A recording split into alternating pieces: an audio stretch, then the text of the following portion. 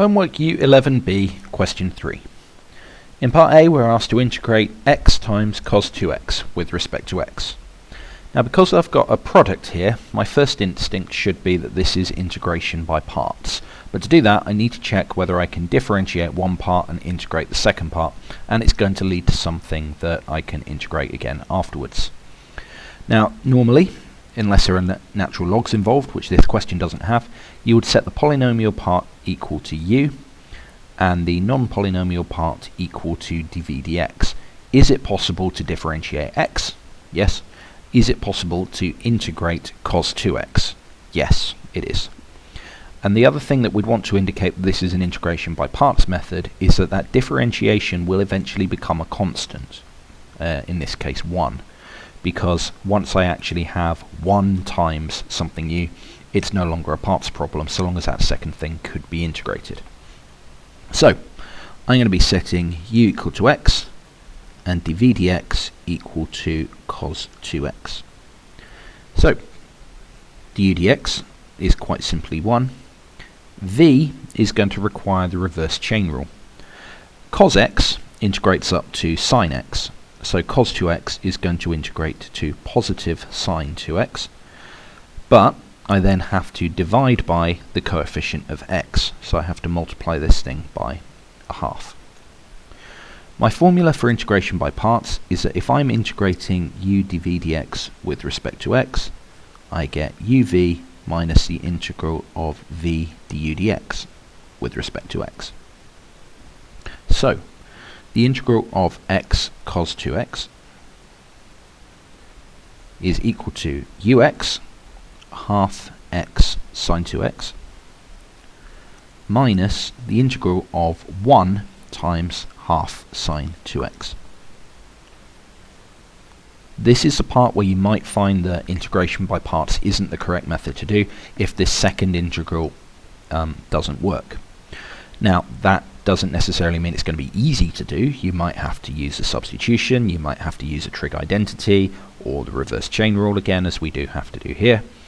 But it needs to be something that you can actually do. And if you get to an integral that doesn't work, because this term isn't cancelling down to a constant, for example, or because the integration here gets you something far more complicated, that's where you might have to reapproach your method and try something different. But this one does work. We are supposed to be doing integration by parts. So I've still got half x sin 2x. And when I integrate this, sin 2x is going to integrate to minus cos 2x times by half. So the two minuses are going to cancel to get a plus. Because it's a reverse chain rule, I once again have to divide by the 2, so that's going to get me a quarter cos 4x. And because I'm integrating without limits, don't forget your constant of integration.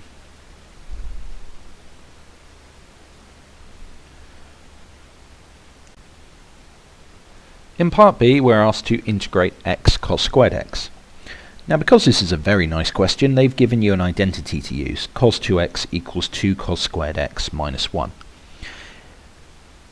The question gives us the identity. That's a nice little hint. It isn't possible to integrate cos squared x without it. At the end of this question, as a little extra bonus, I'm going to try and use an integration by parts method without using an identity to show where you run into problems, but we do have to make the substitution that is given to us. We still have something to try as a product, but we'll use the identity first. So if I add 1 and divide by 2, I get half cos 2x plus 1 is equal to cos squared x. So if I substitute that in, that gets me, I'll put the half on the outside, x cos 2x. Now I'm going to close my integral here, and I'm going to set up the second part as another integral, plus half times the integral of 1x with respect to x. You can keep it as a single integral, but it's then easier to split up as you get to your next stage. Because you should be getting a sense of deja vu here. We've already integrated x cos 2x dx. That was our answer to part A. So I just get half times my answer to part A here. Half x sin 2x plus a quarter cos 4x. Now I'm going to ignore the plus c that I had before. So long as I bring it in the second integral, you only ever get one constant of integration. It's just going to save me some writing if I do it later than if I do it at this stage. I just need to integrate x. That gets me x squared over 2. So if I multiply that by a half, I get x squared over 4. And again, now I can add my plus c. I could leave it like that. It's going to be a little bit neater if I expand it to get a quarter x sine 2x plus 1/8 cos 4x plus x squared over 4 plus c. And that's the final answer.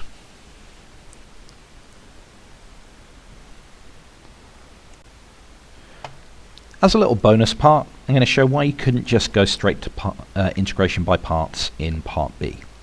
A natural inclination, if they hadn't given you a hint that we were to use the identity for cos 2x, would just be, hey, I've got a product here, let's just set u equal to x and dv dx equal to cos squared x. You'll start off by differentiating u and getting 1, but the problem comes when you try to integrate v. I can't just use the reverse chain rule here. Now the reverse chain rule would imply that I just integrate it as normal and then divide by the gradient. That works so long as the term inside the bracket is linear, because the differential of something linear is a constant. All you end up doing is dividing by a constant, and that's absolutely fine. I can't just rewrite this as cos x all squared.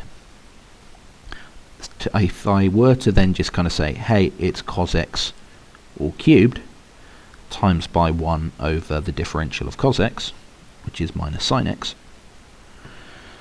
I've clearly got a product. I should be able to differentiate this back and get to here. Now without even going through the full process, anybody who's done the product rule knows that I'm going to get two terms that add together. I'm not actually going to go through and figure out what those two terms are, but it's going to be something plus something that's not going to combine. It's not going to go back to cos squared x, which is what I want. This is why you can't do parts straight away. Just in case anybody is tuning into this bit late, this is wrong. Okay, it is still a kind of integration by parts approach, but if you've got a cos squared x term appearing or a sin squared x term appearing, your first thought should be trig identity. The question gave you that, so it saved that line of thinking for you, but otherwise if this came up in a different exam, first thought should be trig identity. Going back to the answer of part B, I did end up with an integration by parts problem. It just happened to be one that I'd already solved before and I could go straight to an answer. Otherwise I would have to go through the whole process of x equals u, cos 2x equals dv dx, but that just gives me everything that I've already done in part A.